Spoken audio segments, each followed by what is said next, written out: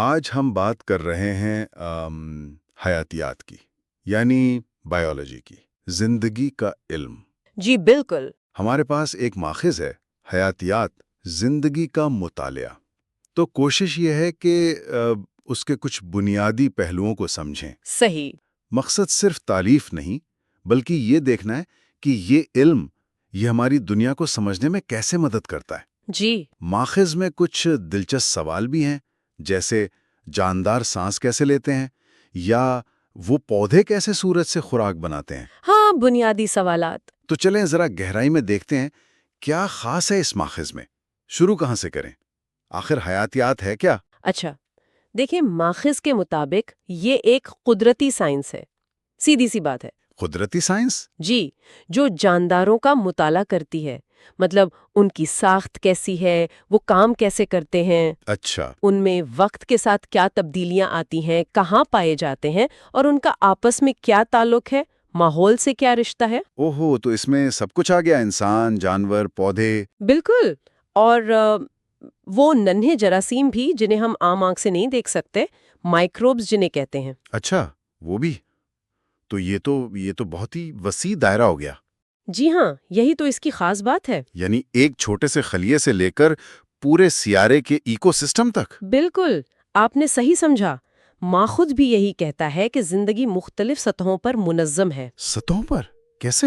جیسے چھوٹے مالیکیول سے خلیہ بنتا ہے، پھر خلیوں سے ٹیشوز بنتے ہیں، اچھا۔ پھر اعضاء، پھر پورا جاندار، اور پھر یہ جاندار مل کر آبادیاں بناتے ہیں، اور پھر ماحولیاتی نظام۔ حیاتیات ان سب سطحوں کو دیکھتی ہے۔ زبردست۔ اور ماخذ کہتا ہے کہ یہ ہمیں اپنے جسم کے بارے میں بھی سمجھاتا ہے، جیسے ہمارا ہاضمہ کیسے کام کرتا ہے، سانس لینا۔ جی ہاں، بالکل۔ یہ سمجھنا کہ ہمارا جسم کیسے چل رہا ہے، اسے علم الوظائف یا فزیولوجی کہتے ہیں۔ یہ حیاتیات کا ایک بہت اہم حصہ ہے۔ اور اسی طرح وراثت یعنی جینیٹکس، یہ کہ خصوصیات والدین سے بچوں میں کیسے جاتی ہیں۔ اوہ ہاں، جینز والی بات۔ جی، یہ سمجھنے سے نہ صرف انسانوں کو بلکہ تمام جانداروں میں نسل در نسل جو چیزیں چلتی ہیں ان کا پتہ چلتا ہے۔ ماخذ اس بات پر زور دیتا ہے کہ یہ علم عملی طور پر بہت اہم ہے۔ تو مطلب یہ ہوا کہ حیاتیات کوئی ایک مضمون نہیں، اس کی بہت سی شاخیں ہیں۔ جی بالکل، بہت سی شاخیں ہیں۔ کیا ماخذ کچھ کا ذکر کرتا ہے؟ ہاں، کچھ اہم شاخیں بتائی گئی ہیں۔ مثال کے طور پر علم الخلیات یعنی سیل بایولوجی، یہ خلیے کے اندر کی دنیا ہے، زندگی کی بنیاد۔ ٹھیک۔ پھر جینیٹکس یعنی علم وراثت، جینز اور خصوصیات کیسے منتقل ہوتی ہیں۔ پھر حیوانیات، زوالوجی، جو جانوروں کا مطالعہ ہے، اور نباتیات، باٹنی، پودوں کا۔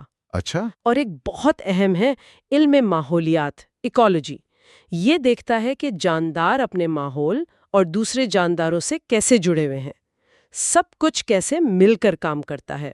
اچھا، ایکولوجی۔ جی، اور پھر علم التشریح، انیٹمی، یعنی جسم کی ساخت، اور علم و وظائف، فزیولوجی، یعنی جسم کے افعال، وہ کام کیسے کرتا ہے۔ واہ، یہ تو واقعی بہت سی شاخیں ہیں۔ تو اس سب علم کا عملی فائدہ کیا ہے؟ مطلب روزمرہ زندگی میں یہ کیسے کام آتا ہے؟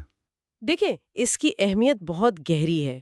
ماخذ یہ واضح کرتا ہے کہ یہ صرف کتابی باتیں نہیں ہیں۔ اچھا۔ جی، طب یعنی میڈیسن میں جو بھی ترقی ہوئی ہے اس کی بنیاد زیادہ تر حیاتیاتی تحقیق ہی ہے۔ بیماریوں کو سمجھنا، نئی دوائیں بنانا، ویکسینز، یہ سب حیاتیات کی وجہ سے ممکن ہوا ہے۔ صحیح، یہ تو بہت بڑی بات ہے۔ بالکل۔